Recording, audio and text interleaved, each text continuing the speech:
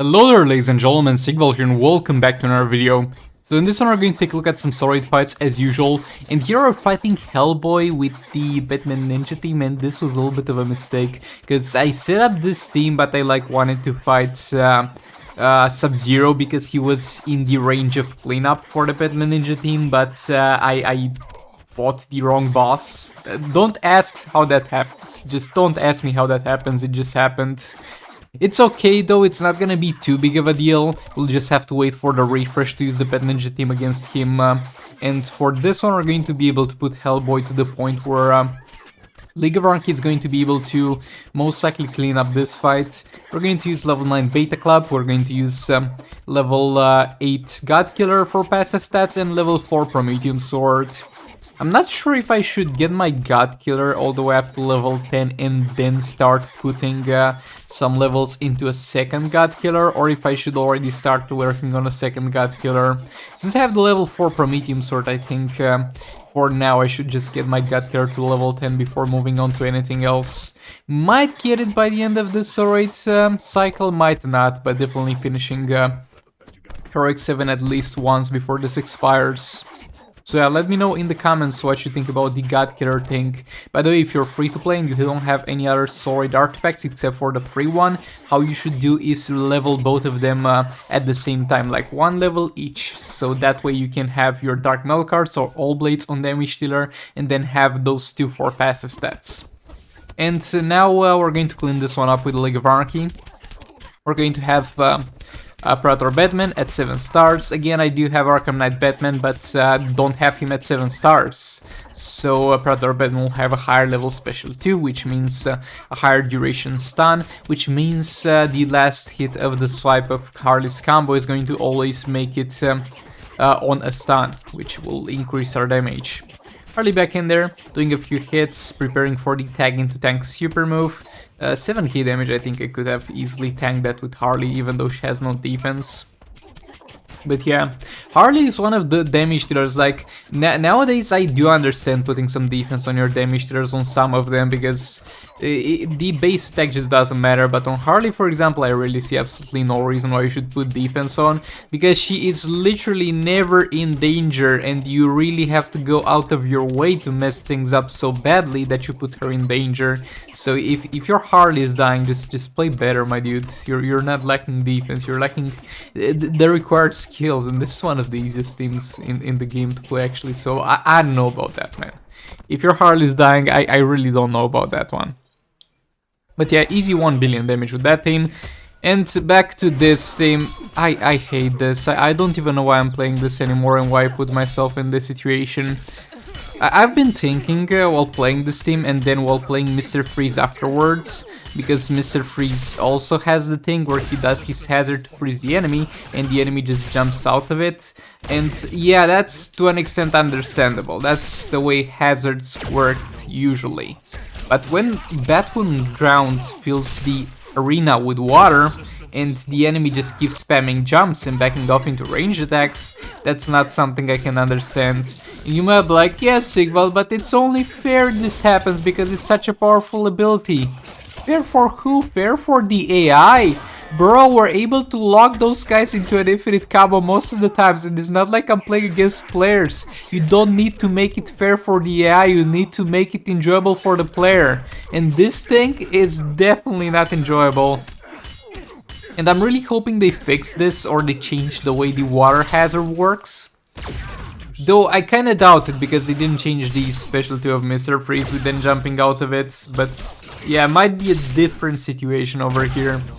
But that's the thing, if you are defending this in any regard, the spamming of jump attacks and backing off into a ranged attack and saying it's only fair because the ability is so powerful. My question is, fair for who? Do I really need to be fair to the AI? Like, look, the main purpose of a game is for me to enjoy it, not for the AI to have a good time, because it's a robot, it's a program. I don't care about its feelings.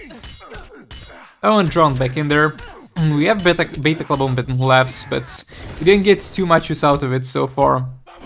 Okay, we're gonna block that. And yet again, he's going to spam range attacks and jump attacks, because he is underwater. Look at that. The AI, after they are so far away from you, after they are literally so far away that the screen extends and zooms out, they're gonna stop using ranged attacks, they're gonna get close to you. They never just keep spamming ranged attacks except when this bullshit happens. Boy. Yet again, most likely my experience would be better if I had a higher star rating Batman on Drown, then I could just one-shot it, because one-shotting it might excuse the gameplay to an extent. Also, I do have, keep in mind I do have Beta Club. I can't imagine people without Beta Club struggling to use these teams and asking themselves why they are even doing that. Gonna use a special there because I taunted him with a special one. That's fine, gonna engage the combo here. And here in the corner I can for some reason combo interrupt it. I was like, okay, if it does jump attacks, I don't care. I'm not gonna try to deal with that anymore, let's just combo interrupt. And for this hit here specifically it worked. Most situations it does not work to spam jump attacks. But yeah, that's the Batman for Last Woman, the Drown team. I don't know, man. Also, I'm pretty sure we ended up not using the Deathstroke team because there was simply not room or need for it anymore. So, I think we would have gotten far better results if I just ditched the Brainiac and Batman Drown from that team and just put a Deathstroke in there and played the good old team. But this was kind of a specific scenario. Usually I do have something to use Deathstroke against. Usually I would use it against Dr. Fate here in this scenario, but he locks the special too. And I can't, I just can't do that. By the way, I played this fight terribly. I played this fight terribly for the most part. Like, I didn't even try to play it well. I tried to find new, interesting ways to tag in and cycle in between Raven and Conflant Suckman, because this team just can't lose, no matter how bad you play. If you're failing to make Raven, Beta Club, Conflant Suckman work, then bro, I don't know what to tell you. But yeah, I have failed to make it work myself, because apparently, yet again, unusual gameplay is also back. Now moving on to the next fight, we have Mr. Freeze here against Raiden. I don't expect Mr. Freeze to kill here, because he's only 3 stars and I'm not giving him Brainiac or Raven, but I'm expecting him to deal a pretty decent amount of damage. We got Vixen in here, and we got classic Wonder Woman. Super move, out of the way. 3-star Mr. Freeze super move will not do that much for you, but again, it's just, at the end of the day, stacks towards the power bars used passive. Special 2 in there. Come on, can you freeze already? There we go. There we go. I can't combo interrupt him after a special 2 because he'll just jump out of it. And all that struggle just for me to jump attack and watch some dot values, because that's for some reason the optimal gameplay. I feel like with Mr. Freeze and Batman Drowned, they have successfully made useful characters, they have successfully made strong characters, but they have failed to make characters that are enjoyable and entertaining to play. Like with Mr. Freeze, if you do even have Beta Club, if not, don't really bother building him for now. But best case scenario, it works well and you just watch dot values flying on the screen. Worst case scenario, it doesn't work well and you're just frustrated. And with Batman the Drowned, best and worst case scenario, you're frustrated by how it works. So yeah, well, they are not really anymore releasing like bad characters that are kind of useless and don't do anything in raising soul rates. They have failed to release fun and entertaining characters to play. Like, for example, I would rather play Enchantress. Enchantress, even though she sucks ass, like, Enchantress is not a good character. She's so much better designed and seems to have such a better gameplay and such a more enjoyable gameplay than any of the characters that they released recently. Like, boy, can we get, like, both of them? They are like, oh, you're either gonna have a good character or a fun-to-play character. I'm like, well, why can't we have both of them? Look at Manta, look at this beautiful man. Also, please ignore the fact that we have the Jokerized Batarangs putting us at 4 fast-stack hits, and then we also have Just Like Flash putting us still at 4 fast-stack hits. I just forgot about that. Thankfully, it will be enough to finish the fight, but this put me kind of in danger of not being able to finish it, because Flash is not doing anything for me, and Bane would have slightly increased my damage here. So yeah, a little bit of a mistake on that one, but thankfully it didn't do too much harm here.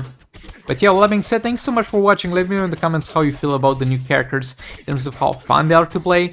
And don't get me wrong, Batman Who Laughs and Deathstroke by themselves, without Batman Who Laughs, Batman Who Drowned, are fun characters to play for the most part. I do enjoy their gameplay. But boy, Mr. Freeze and Batman Who Drowned, nah bro. Just nah bro. But yeah, thanks so much for watching and goodbye. This is the future.